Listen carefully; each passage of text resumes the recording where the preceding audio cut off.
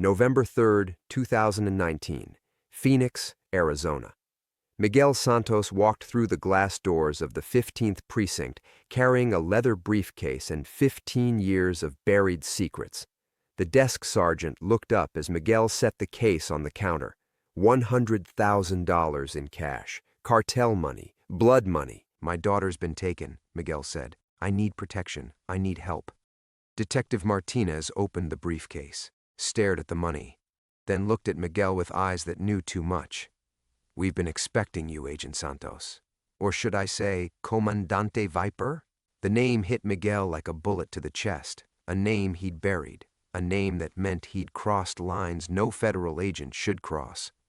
The room went silent except for the hum of fluorescent lights. Martinez closed the briefcase. "Your daughter isn't the victim here, Miguel. You are." That's when Miguel realized the kidnapping was never about revenge. It was about coming home. Before we jump back in, tell us where you're tuning in from, and if this story touches you, make sure you're subscribed because tomorrow I've saved something extra special for you. Miguel's legs nearly gave out. Comandante Viper. Nobody had called him that in 15 years. Not since he'd crawled out of the deepest hell the Sinaloa cartel had to offer, dragging what remained of his soul behind him. Detective Martinez was younger than Miguel expected, maybe 40, with the kind of steady gaze that came from working organized crime. Behind him stood another detective, older, scarred, watching Miguel like a hawk studies wounded prey. "Sit down," Miguel Martinez gestured to a plastic chair. "You look like you've seen a ghost. How do you know that name?" Miguel's voice cracked. The briefcase sat between them like a confession waiting to be opened again. "Because we've been tracking Comandante Viper's money for 3 years. The older detective stepped forward. "Detective Ray Kowalski, Financial Crimes. That 100 grand? It's not the first payment you've made. We know about the monthly, transfers to the Cayman accounts, the property purchases in Guadalajara, That's impossible." Miguel sank into the chair. "I've been clean.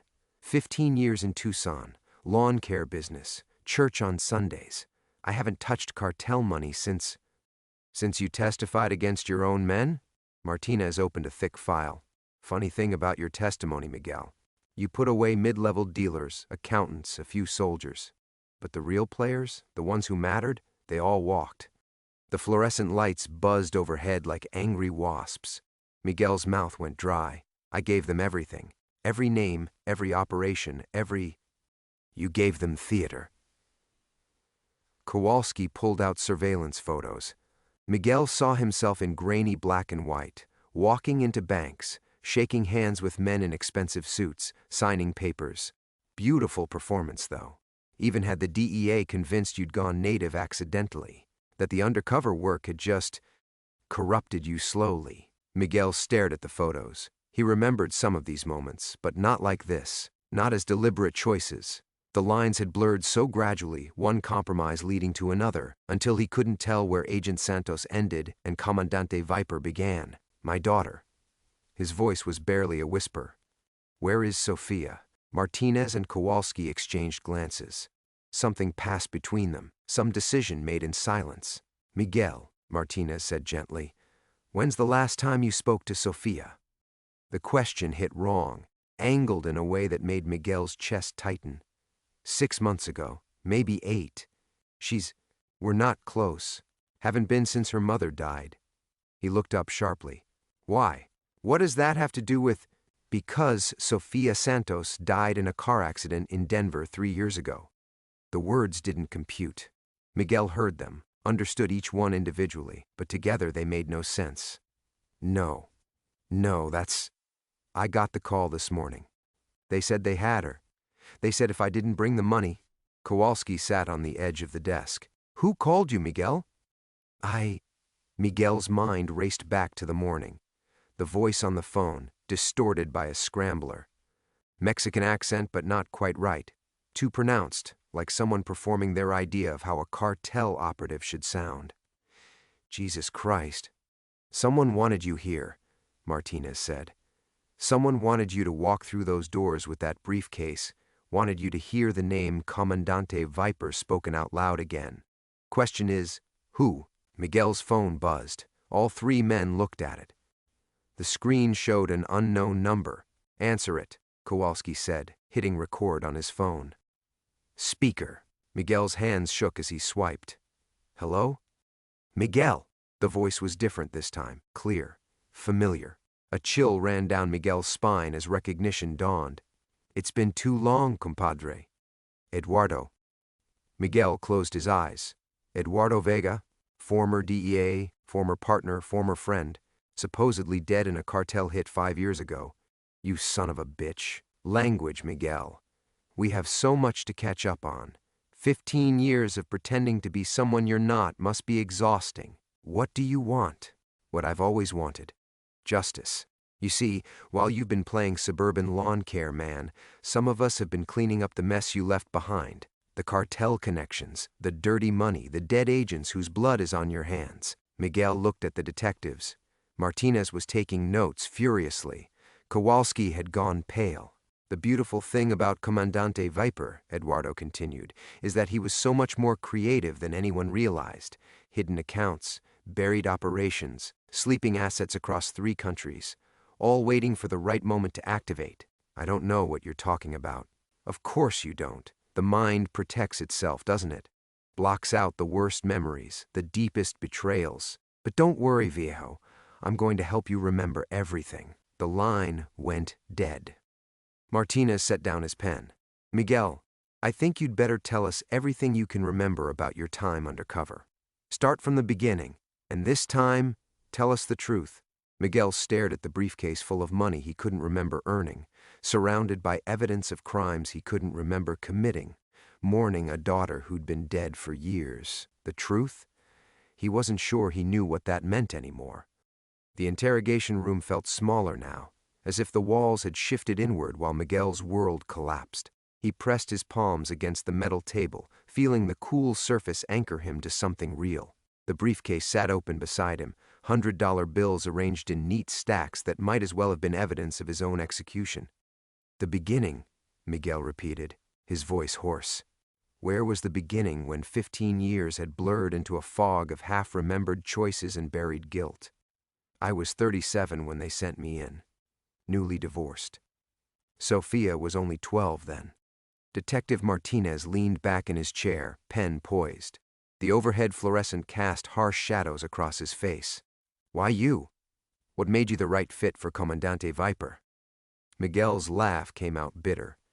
"Same thing that made me a good father and a lousy husband. I could compartmentalize anything. Split myself into pieces and keep them separate." He rubbed his temples, feeling the phantom weight of memories pressing against the inside of his skull. The DEA needed someone who could disappear into the role completely. Someone with no tells, no conscience breaking through at the wrong moment. Through the one-way mirror, Miguel caught his reflection.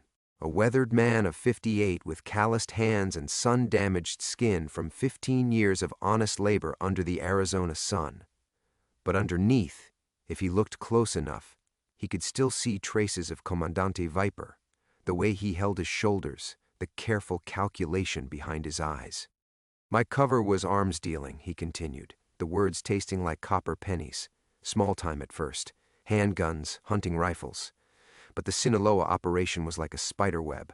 Once you touched one strand, every part of it started vibrating.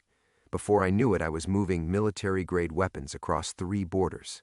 Detective Kowalski shifted against the wall. "That's when things started getting complicated." "Complicated." Miguel repeated the word like it was a prayer for the damned. "You know what's complicated? Watching your handler die in a cartel execution and realizing you're the only one who could have given them his location. You know what's more complicated? Not remembering if you did it on purpose." The room fell silent except for the building's mechanical breathing. Air conditioning, distant computers, the soft hum of surveillance equipment recording every word. Miguel thought about his small house in Tucson, the garage where he kept his landscaping tools meticulously organized, the coffee pot that was probably still warm from this morning when the world made sense. "Sophia used to call me every Sunday," he said suddenly, "before I went under, regular as clockwork, 3 o'clock Mountain Time. She'd tell me about school, her friends, the books she was reading." His voice cracked. "Smart girl. Smarter than both her parents combined. She wanted to be a teacher. Martinez made a note. What happened to those calls? They stopped. Had to. Operational security. DEA brass said any personal contact was too risky. Miguel's hands clenched into fists. But I could have found a way, could have protected that connection. Instead, I chose the mission. I chose being Comandante Viper over being Sophia's father. The weight of that choice had settled into his bones over the years, a slow ache that never quite faded. He'd told himself it was temporary, that after the operation he'd rebuild their relationship. Instead, he'd emerged from the cartel's embrace 5 years later, like a man crawling out of a cave, blinking in sunlight that hurt his eyes, speaking a language of violence he couldn't quite forget. The money, Kowalski said softly. Tell us about the money. Miguel stared at the briefcase. I remember bank accounts, safe deposit boxes in 3 countries, but I thought it was operational funding, money to maintain my cover, buy weapons, pay bribes. He paused, searching through the fog that had settled over his memories. Although there were times when the amount seemed too large, times when I'd make deposits without clear instructions from my handler. Who was your handler? Eduardo Vega. The name felt like ashes in his mouth. My former partner. The man who called 20 minutes ago. The man who's supposed to be dead. Through the window, Miguel could see the Phoenix skyline shimmering in the afternoon heat. Somewhere out there was his truck, his tools, his simple life of trimmed hedges and satisfied customers. A life built on the foundation of believing he'd paid for his sins. That the testimony he'd given had balanced the scales. Now he wondered if he'd ever left the cartel's web at all, or if he'd simply moved to a different part of it, playing a longer game whose rules he'd never understood. There's something else, he said quietly. Something I haven't told you. Both detectives leaned forward. Before Eduardo called today, I'd been having dreams, the same one over and over for about 6 months now. Sophia, but older, the age she'd be now if she were... He stopped, correcting himself. If she were still alive. In the dream, she's trying to tell me something important, but I can't hear her voice, and there's always someone watching us from the shadows. Martinez and Kowalski exchanged another look. Miguel, Martinez said carefully, we think someone's been planning this for a very long time. Miguel's blood turned to ice water. Planning what? Before Martinez could answer, Detective Kowalski's radio crackled to life. A dispatcher's voice cut through the tension. All units, we have a 187 at the Riverside Cemetery, Section C. Victim is a white female, mid-20s. Appears to be a fresh grave disturbance. Kowalski stepped away to respond, but Miguel caught the look that passed between the detectives. Recognition, confirmation of something they'd already suspected. Miguel, Martinez said slowly, when did you say you last visited Sophia's grave? Miguel's throat constricted. I haven't. I couldn't. The guilt. Because there is no grave. Martinez pulled out a manila folder Miguel hadn't noticed before. We've been investigating Eduardo Vega's network for 3 years, ever since we discovered he wasn't actually dead. Sofia Santos was never in that car accident in Denver. We created that story, fed it into the system, because we needed her hidden. The walls seemed to tilt. Miguel gripped the table edge until his knuckles went white. Hidden from what? From you. The words hit like a physical blow.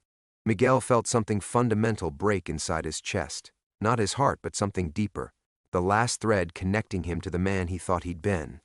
Martinez opened the folder. Inside were surveillance photos, but not the grainy cartel shots from earlier. These were recent, high-quality images. A young woman with Miguel's dark eyes and her mother's delicate features walking out of what looked like a federal building. Sophia, alive, 27 years old, wearing a prosecutor's badge. She's been working for us, Martinez continued. Has been for 4 years now. Assistant district attorney, specializing in organized crime. We recruited her right out of law school. Miguel's vision blurred. His daughter, alive, grown, following in his footsteps but from the other side of the law. She knows? About me? She knows Miguel Santos the landscaper exists. She knows her father was DEA. What she doesn't know is that Comandante Viper is still operational, because he's not. Miguel's voice was barely a whisper. I'm out. I've been out for 15 years. Martinez leaned forward. Miguel, look at me. Really look at me. Something in the detective's tone made Miguel focus. For the first time, he studied Martinez's face carefully. The bone structure, the way he held his mouth, the calculated stillness of his posture. My name isn't Detective Martinez. It's Agent Carlos Rivera, DEA. This isn't Phoenix PD. This is a federal safe house designed to look like a police station. The room spun. Miguel felt like he was falling through space, grasping for anything solid. What the hell is happening? Eduardo Vega has been running a long-term operation. Everything that's happened today, the phone call about Sofia, the briefcase of money, even your decision to come here, it's all been orchestrated. He's been activating dormant cartel assets across the southwestern United States, and every single one leads back to Comandante Viper's network. Kowalski, if that was even his real name, returned from his radio call. It's confirmed. Someone dug up an empty grave at Riverside Cemetery an hour ago, left a note. He handed Miguel a clear evidence bag containing a single piece of paper. In Eduardo's familiar handwriting, the dead don't stay buried, compadre. Neither do their sins. Miguel stared at the note, his world reshaping itself around this new terrible reality. Sofia, where is she now? That's the problem, Rivera said. She was supposed to check in this morning. She's investigating a case involving cartel money laundering through legitimate businesses, landscaping companies specifically. She was following a paper trail that kept circling back to Tucson, Arizona. The final piece clicked into place with the sound of a coffin lid slamming shut. Miguel's landscaping business, his 15 years of simple, honest work, his client list that included half the wealthy neighborhoods in Tucson, people who never questioned where he'd gotten the startup money for his equipment, his truck, his perfectly legitimate small business. Jesus Christ, Miguel whispered. I've been washing money for 15 years and never knew it. His phone buzzed again. Unknown number. Rivera nodded for him to answer. Speaker, Kowalski instructed. Miguel's hand shook as he accepted the call. Eduardo? Did you enjoy the reunion, viejo? Eduardo's voice carried an edge of satisfaction. By now you're beginning to understand. Comandante Viper never retired. He just went deeper underground. And now it's time for him to come home. Where is Sofia? Safe. For now. But that depends entirely on your cooperation. You see, Miguel, your daughter has been getting very close to some uncomfortable truths about her father's business. Close enough that certain people want her to disappear permanently. What do you want? What I've always wanted. For you to stop pretending to be someone you're not. Tomorrow night, there's a shipment coming through Tucson. Weapons, drugs, the usual merchandise. Your job is to make sure it reaches its destination without federal interference. I can't. I won't. Then Sofia dies. But don't worry. I'll make sure to tell her who's really responsible. The line went dead, leaving Miguel staring at 3 federal agents in a fake police station, holding a briefcase full of blood money, mourning the death of a man who'd never really existed. His old life was gone. Miguel Santos, the landscaper, had been a lie. Now only Comandante Viper remained. The silence stretched between them like a taut wire ready to snap. Miguel sat frozen, the phone still clutched in his hand, Eduardo's ultimatum echoing in his ears. Agent Rivera and Kowalski watched him with the careful attention of men who'd seen desperate people make catastrophic choices. No, Miguel said finally, setting the phone down with deliberate precision. I won't do it. There has to be another way. Rivera's expression didn't change. Miguel, you need to understand what you're dealing with here. Eduardo Vega isn't just your former partner anymore. He's been building something for years. A network that spans from Sinaloa to Phoenix to God knows where else. And you're the key to all of it. Miguel pushed back from the table, pacing to the window. The fake police station's view showed a perfectly ordinary Phoenix street. Palm trees, strip malls, people going about their normal lives while his world imploded. Then we cut him off. We take down the network. We've been trying, Kowalski interrupted, for 3 years. Every time we get close, assets disappear, witnesses recant, evidence vanishes. It's like fighting smoke. Because he has people inside, Miguel said. the realization hitting him like ice water. Just like before. Rivera nodded grimly. The difference is, this time we think those people don't even know they're working for him. Sleeper assets, activated through coded communications, probably thinking they're still serving legitimate law enforcement.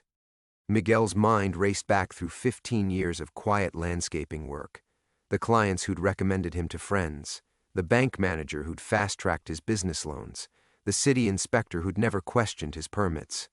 How many of them had been genuine, and how many had been Eduardo's chess pieces, positioned years in advance? Sophia. Miguel's voice cracked on his daughter's name.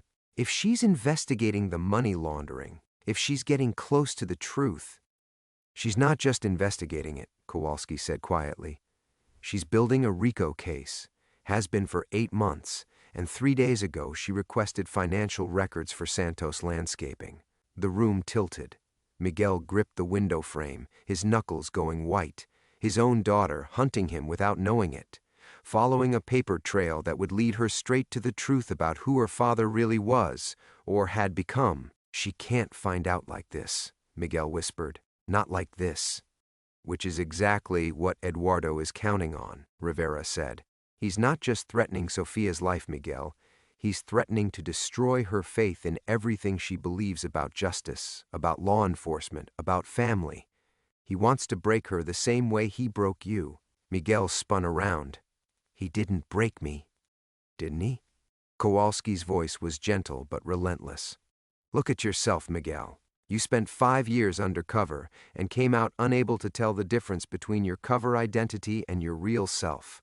You've been living a lie for 15 years, and until 2 hours ago you believed it completely. That's not recovery. That's dissociation. The words hit deeper than Miguel wanted to admit. He thought about his small house, his careful routines, the way he'd built walls around every emotion that might connect him to his past. He'd called it healing, but maybe it had just been another kind of prison. His phone buzzed with a text message. Unknown number, but Miguel knew who it was before he opened it. Check your email. See what your little girl has been working on. Miguel's hands shook as he logged into an email account he hadn't used in years, one connected to his landscaping business. There, forwarded from Eduardo, were dozens of documents, financial records, transaction histories, correspondence between banks and shell companies. Sophia's investigation, methodical and thorough, circling closer to the truth with each report. And at the bottom of the most recent file, a note in Sophia's handwriting, this landscaping company is the key. Owner appears to be using it as a front for money laundering operations spanning multiple cartels. Real name possibly Miguel Santos, former DEA agent presumed dead.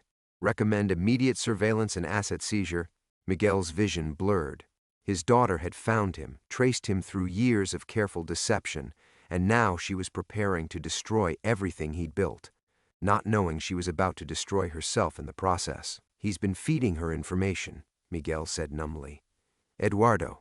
He's been guiding her investigation, making sure she'd find me. Rivera leaned forward. Why?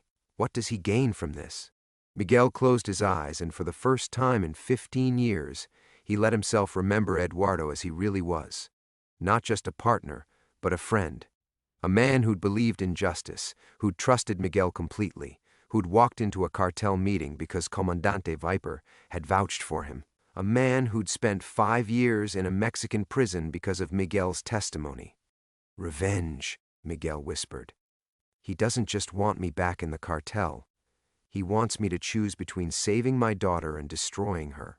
He wants me to feel what he felt when I betrayed him. The room fell silent except for the building's mechanical breathing. Miguel stared at his phone, at the evidence of his daughter's investigation, at 15 years of lies finally coming home to roost. Outside, the sun was setting over Phoenix. Soon it would be dark, and Eduardo would be waiting for an answer. The weight of 15 years pressed down on Miguel's shoulders like a collapsing building. He stared at Sophia's investigation notes until the words blurred together, each carefully documented transaction a nail in the coffin of everything he'd tried to build. There's more, Rivera said quietly, producing another file from beneath the folder. We need you to see this before you make any decisions. Miguel looked up, his eyes hollow. More. What else could there possibly be? Eduardo's prison records. From those 5 years in Mexico. Rivera slid the documents across the table. We finally got access to them last month.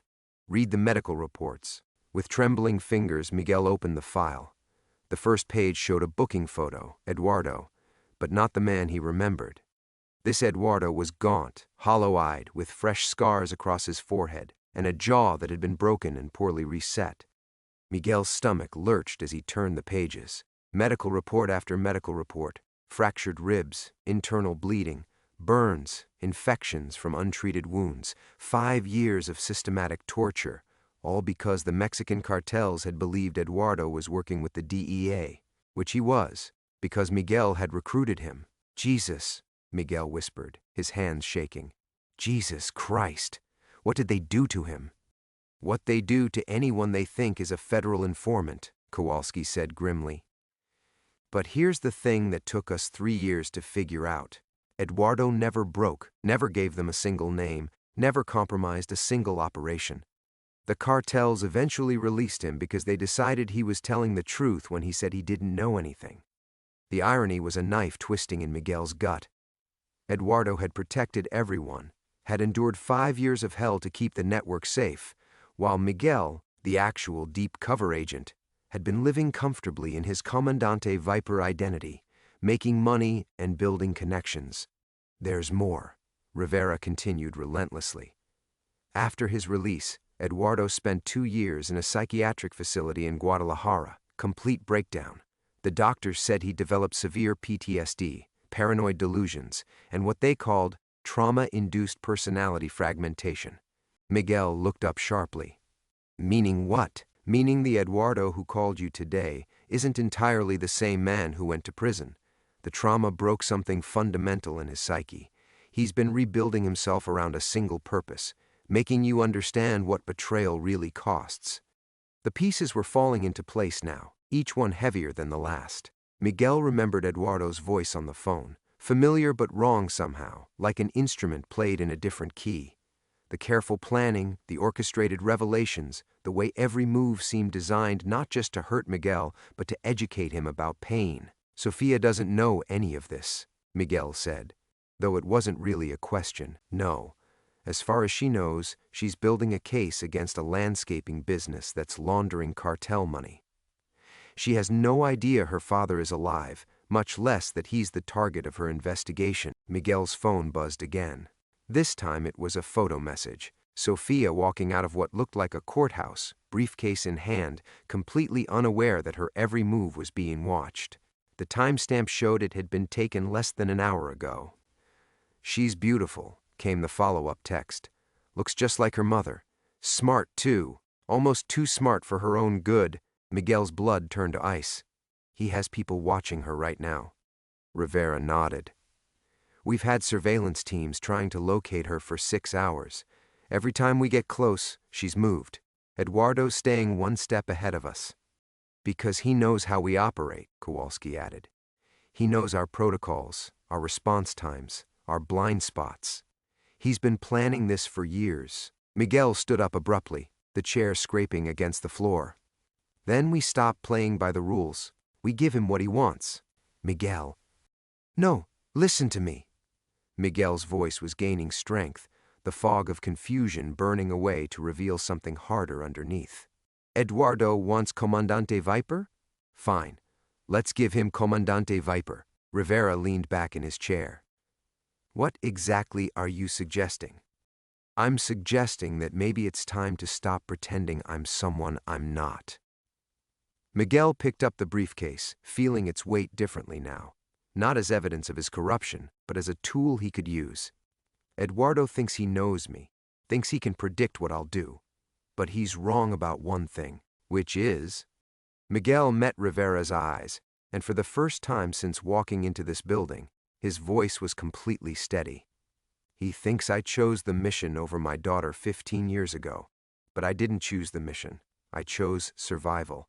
And now my daughter's survival depends on me becoming everything I've spent 15 years trying to forget. Outside, the last light was fading from the Phoenix sky. Soon Eduardo would call again, expecting an answer. Miguel intended to give him one he'd never forget. The darkness outside the fake police station window felt like a living thing, pressing against the glass with patient malevolence. Miguel stood motionless, the briefcase handle cutting into his palm, when his phone rang again. "Put it on speaker," Rivera instructed. Miguel answered without looking at the screen. "Eduardo." "Mi viejo amigo." Eduardo's voice carried a warmth that made Miguel's skin crawl. "Have you had time to think about my proposal?" "I've had time to think about a lot of things." Miguel's voice was steady now, all pretense stripped away. "Like how you spent 5 years in hell because of my choices. Like how you planned this whole thing just to watch me squirm." Eduardo's laugh was soft, almost fond. "Always so dramatic, Miguel. But you're missing the beautiful simplicity of it all. I'm not the one who put you in this position. You did that yourself, the moment you decided to play God with other people's lives. Where is Sofia?" "Safe, comfortable, probably working late on her case files as we speak." There was a pause, and Miguel could almost see Eduardo's predatory smile. "Did you know she keeps a photo of her dead father on her desk? Some grainy DEA headshot from 20 years ago. She stares at it sometimes when she thinks no one is looking." Miguel's chest tightened. "You son of a bitch." "Language, compadre. We're talking about family here." Eduardo's tone grew more serious. "She really is brilliant, Miguel. In another life, she might have been the kind of prosecutor who could have taken down both of us. But this life, well, this life has different plans." Rivera leaned forward, making a gesture for Miguel to keep Eduardo talking. But Miguel barely saw him. Something in Eduardo's voice, a particular cadence, a familiar inflection, was triggering memories he'd buried so deep they felt archaeological. "You want to know the real joke?" Eduardo continued. "Sofia requested the Santos landscaping files because she thought she was following a lead on the Morales cartel. She has no idea she's been investigating her own father. No idea that every transaction she's traced, every connection she's made, leads back to the man whose memory she's spent her whole life honoring." The room seemed to tilt around Miguel. "What are you saying?" "I'm saying that your little girl has been my most valuable asset for 8 months, and she doesn't even know it. Every report she files, every lead she follows, every piece of evidence she uncovers, it all comes back to me first. I've been watching you through her eyes, Miguel, learning your patterns, your weaknesses, your carefully constructed new life." Rivera's face had gone pale. Kowalski was already reaching for his radio, but Eduardo's next words stopped him cold. "Oh, and Agent Rivera? You might want to check your own files. See, Miguel isn't the only one who's been living a lie." Miguel turned to stare at Rivera, whose face had suddenly become unreadable. "What's he talking about?" Eduardo's voice grew soft, almost gentle. "Tell him, Carlos. Tell him who you really work for." Rivera's silence stretched like a held breath. Then, quietly, "Miguel, I need you to understand that everything we've done here today was necessary." "What the hell does that mean?" "It means," Eduardo said through the phone, his satisfaction evident, "that Agent Rivera has been feeding me information about federal operations for 18 months, not because he's corrupt, oh no, Carlos is far too principled for that, but because he genuinely believes he's preventing a war." The betrayal hit Miguel like a physical blow.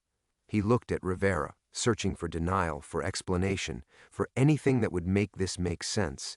Instead, he saw only resignation. "It's true," Rivera said simply. "Eduardo convinced me that you were planning something. That Comandante Viper was going to resurface and trigger a bloodbath across 3 states. Everything we've done, the fake station, the orchestrated revelations, even bringing you here today, it was all designed to contain the damage." Miguel's legs gave out. He sank into the chair, the briefcase hitting the floor with a dull thud. "You're all insane, all of you. I've been cutting grass and planting flowers for 15 years. With cartel money," Eduardo added helpfully. "Don't forget that part. Every seed you planted, every lawn you mowed, every honest dollar you thought you earned, it was all built on blood money. You've been Comandante Viper this whole time, Miguel. You just forgot to notice." The worst part was the truth embedded in the accusation. Miguel thought about his business loans, his client referrals, The way doors had always opened just a little too easily for an ex-agent with no credit history and a face full of scars. "But here's what you didn't count on," Miguel said, his voice barely above a whisper. "Sophia isn't just investigating me. She's investigating all of it, including you." For the first time since this nightmare began, Eduardo fell silent. Miguel smiled grimly. "She found the connection, didn't she, between her investigation and your operation? That's why you had to take her." "Miguel, she knows, Eduardo. And that changes everything." Eduardo's silence stretched across the phone line like a taut wire, and Miguel felt something shift in the air, a crack in his old partner's carefully constructed facade. "What exactly do you think she knows?" Eduardo's voice had lost its casual warmth, taking on the clipped precision Miguel remembered from their DEA days. Miguel stood slowly, his mind racing through the implications. The financial records she requested weren't random, were they? She didn't stumble onto Santos Landscaping by accident. Someone pointed her toward it, and when she started digging deeper, she found patterns that didn't make sense. Rivera was staring at him now, his face a mask of growing concern. Kowalski had his hand on his weapon, though Miguel couldn't tell if it was meant for protection or restraint. "She found the federal payments," Miguel continued, pieces clicking into place like bullets sliding into a chamber, money flowing through channels that don't exist on any official ledger. Operations funded through ghost accounts. And when she tried to trace the authorization codes... "Miguel, stop!" Eduardo's voice carried a warning that raised every instinct Miguel had developed in 20 years of law enforcement. "She found your name, didn't she? Your real operation. Whatever you've been running since you got out of prison. It's not just about revenge against me. It's bigger than that." The phone crackled with static, or maybe it was Eduardo's breathing. When he spoke again, his voice was different, colder, more focused. The voice of the man who had survived 5 years in a Mexican hell and emerged broken but somehow more dangerous. "Your daughter is very thorough, Miguel. Too thorough for her own good. Do you know what she discovered 3 days ago, just before she disappeared?" Miguel's blood turned to ice. "She found the connection between Rivera's task force and a series of arms shipments that have been moving through Phoenix for the past year. Weapons that were supposed to have been destroyed after federal seizures, but somehow found their way back onto the streets. And do you know what all those weapons have in common?" Rivera had gone completely still, his face draining of color. "They were all taken from operations that Rivera supervised, operations where evidence had a funny way of disappearing, where key witnesses suddenly became uncooperative, where prosecutions fell apart at the last minute." Eduardo paused, letting the implications sink in. "Your daughter realized she wasn't just investigating money laundering, Miguel. She was investigating a federal task force that's been selling weapons to the very cartels it's supposed to be fighting." The room felt like it was collapsing inward. Miguel turned to Rivera, searching his face for denial, but finding only the hollow expression of a man whose secrets had finally surfaced. "Carlos," Miguel said quietly, "tell me he's lying." Rivera's voice was barely a whisper. The cartels were getting stronger. Every operation we shut down, 2 more appeared. Every leader we arrested, 3 more took his place. We were losing the war, and good agents were dying for nothing. So you decided to arm them instead. We decided to control the flow." Rivera's voice gained strength, the conviction of a man defending a terrible choice. "Better to know where the weapons are going, who's getting them, how they're being used. We've prevented 17 major conflicts by managing the distribution ourselves." Miguel felt sick. "You've been playing God with people's lives." "We all have," Eduardo said through the phone, his satisfaction evident. "The difference is, some of us are honest about it. Your daughter figured out the whole scheme, Miguel. She has documentation, recordings, financial records, everything needed to bring down not just Rivera's operation, but the entire network of agents who've been involved." The full scope of the nightmare was becoming clear now. Sophia hadn't just stumbled into danger. She'd uncovered a conspiracy that reached into the highest levels of federal law enforcement. And now she was a threat that needed to be contained. "She tried to take it to her supervisor," Eduardo continued, his voice carrying a note of admiration. "Proper channels, by-the-book reporting. But her supervisor was one of Rivera's assets, so she decided to handle it herself. Miguel closed his eyes, seeing his daughter as she must have been 3 days ago, alone, scared, realizing that the system she'd devoted her life to was rotten from the inside, trying to do the right thing in a world where the right thing could get you killed. Where is she, Eduardo? Somewhere safe. Somewhere she can't cause any more trouble while we sort this out. This isn't about revenge anymore, is it? Miguel's voice was steady, but his hands were shaking. It's about survival. Sofia knows enough to destroy all of you. Which brings us back to the original question, Eduardo said. What are you willing to do to save her? Because the only way she stays alive is if this whole thing gets buried. And the only way it gets buried is if Comandante Viper disappears permanently, along with anyone who might remember him. The phone went quiet except for Eduardo's breathing. Rivera was staring at the floor. Kowalski had moved to the window, keeping watch for something Miguel couldn't see. You want me to run, Miguel said finally. I want you to die, Eduardo replied. Officially. Permanently. Take the money, disappear into Mexico, and never surface again. Your daughter gets to live, the investigation goes away, and everyone gets what they need. Except justice. Eduardo's laugh was harsh. Justice? Miguel, justice died the moment you put on that cartel tattoo 15 years ago. Everything since then has just been cleanup. Miguel looked at the briefcase on the floor, at the money that represented 15 years of compromises. Then he looked at Rivera, whose betrayal had created this impossible situation. What if I say no? Then your daughter's investigation becomes public tomorrow morning. Every detail, every connection, every crime. She'll be famous. The prosecutor who exposed federal corruption on an unprecedented scale. And then she'll be dead within a week. Miguel felt something break inside him, some final barrier between the man he'd tried to become and the man he'd always been. I need time to think. You have until midnight, Eduardo said.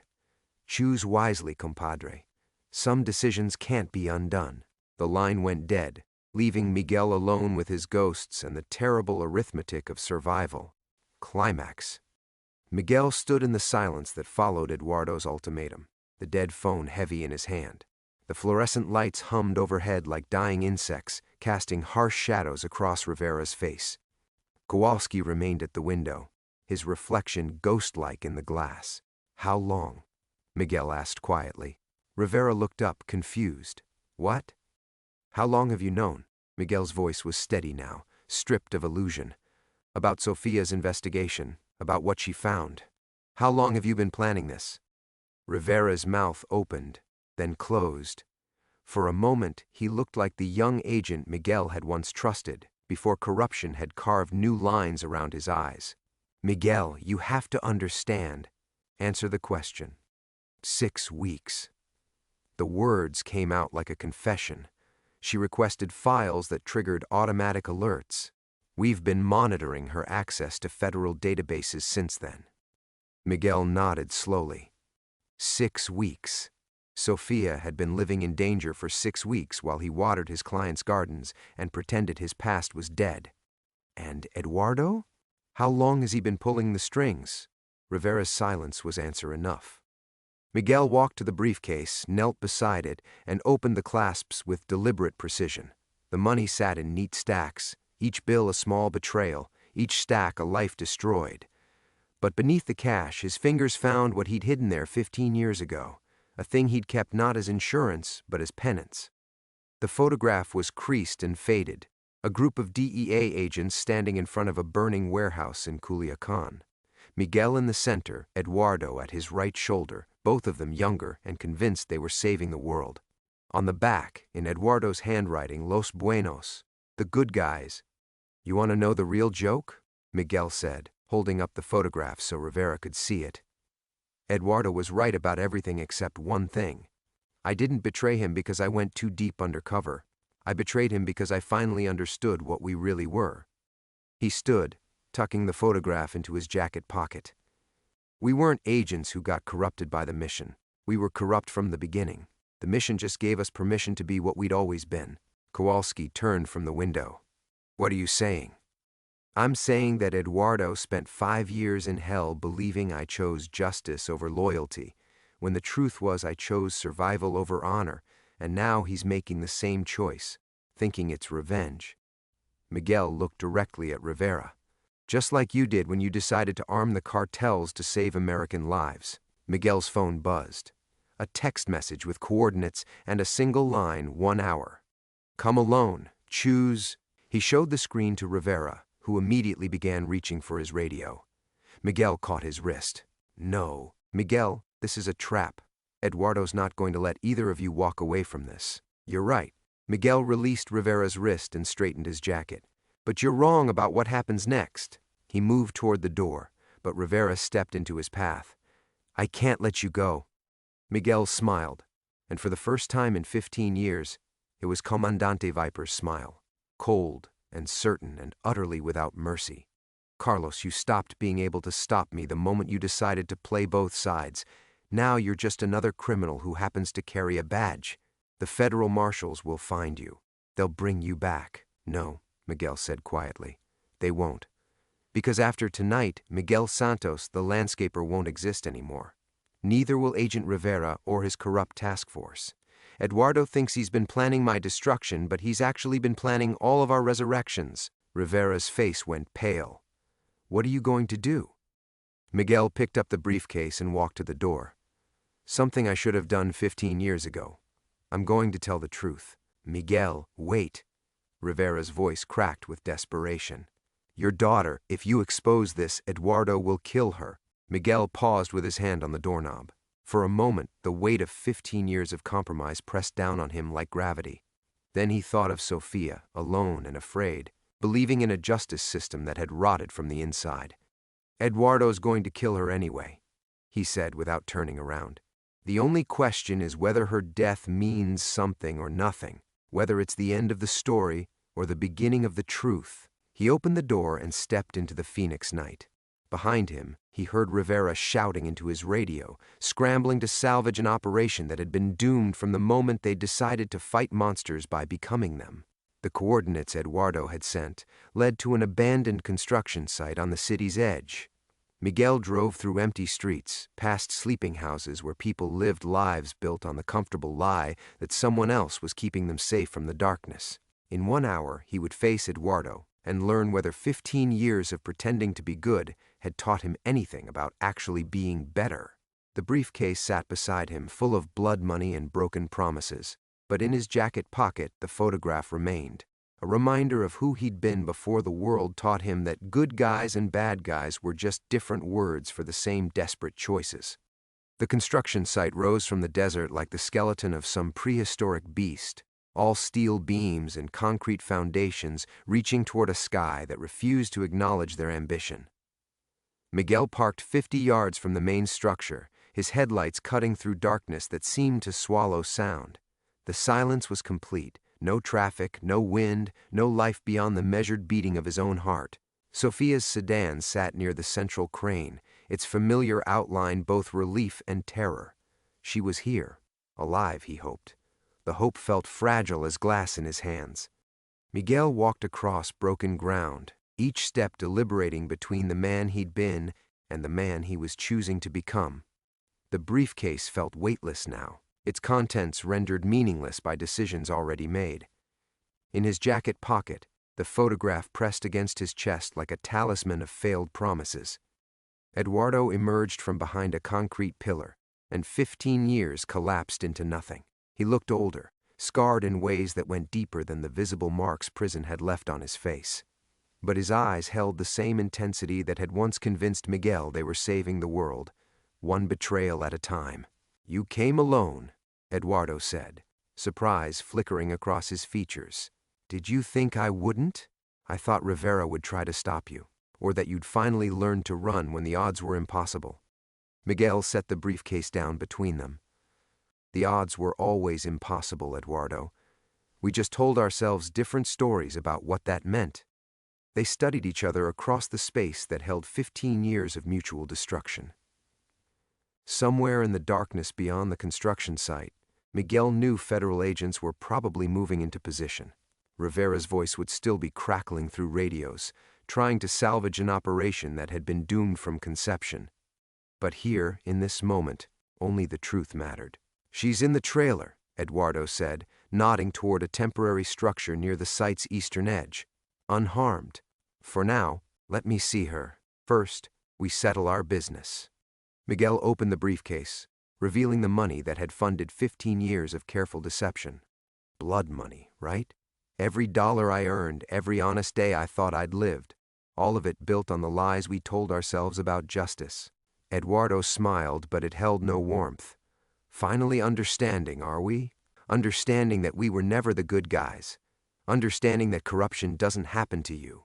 You choose it every single day, with every compromise you make to serve a greater good that somehow never arrives." Miguel reached into his jacket and pulled out the photograph. Eduardo's expression shifted as he recognized it. "Remember this? Los Buenos, the good guys. You wrote that like it meant something. It did mean something. It meant we were lying to ourselves about what we'd become." Miguel held the photograph between them like evidence. "But here's what I finally realized, Eduardo. The corruption didn't make us enemies. Fighting the corruption, trying to find our way back to being actual good guys, that's what destroyed us." Eduardo's hand moved toward his weapon, but Miguel continued speaking. "Sofia found something we missed. She found proof that justice isn't dead.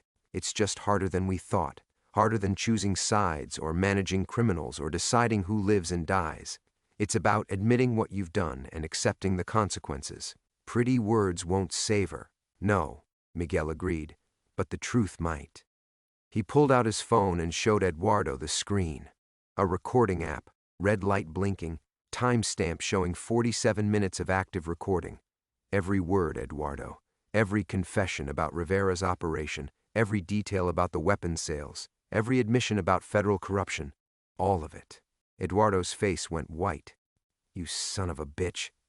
This goes public in 2 hours unless I stop it. And I only stop it if Sofia and I walk out of here alive and unharmed." Miguel pocketed the phone. "You wanted to destroy my life? Congratulations, but Sofia's investigation dies with us, or it lives with us. Your choice." The sound of approaching vehicles cut through the night, multiple engines closing fast. Eduardo's head snapped toward the perimeter, confusion replacing rage. "You brought backup?" "No," Miguel said quietly. "But Sofia did." The unmarked cars that surrounded the construction site weren't federal vehicles. They were local police, Phoenix PD, drawn by an anonymous tip about a kidnapped prosecutor.